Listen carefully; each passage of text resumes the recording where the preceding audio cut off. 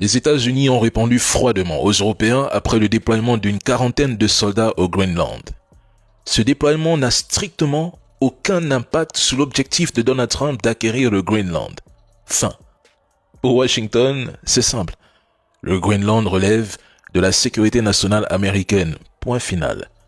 Les postures européennes ne pèseront pas sur la décision de Donald Trump. Et surprise, le chancelier allemand Friedrich Merz, qui insultait la Russie depuis 2025, explique désormais aux Allemands ce 15 janvier 2026 qu'il partage la position du président Macron.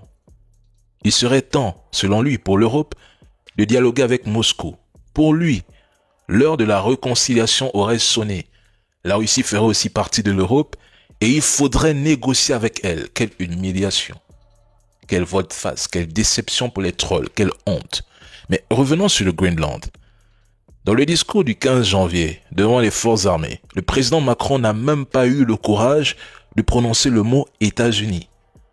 Il parle d'un nouveau colonialisme à l'œuvre chez quelques-uns, sans jamais citer le président Donald Trump.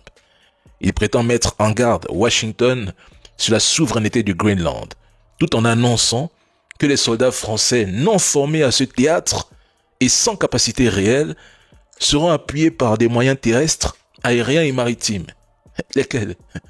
Pire encore, le président Macron affirme que le Groenland appartient à l'Union européenne, insinuant qu'une invasion américaine entraînerait une réaction européenne. Mais c'est de la pure fiction.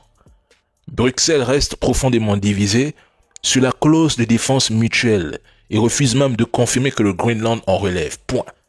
Ils ont peur d'affronter leur maître, c'est tout. Et ce qui se passe au Groenland n'est rien d'autre qu'un coup de bluff militaire et une immense opération de communication. Mesdames et messieurs, si Donald Trump décide d'envahir le Groenland, mais il le fera. Aucun État européen n'osera broncher.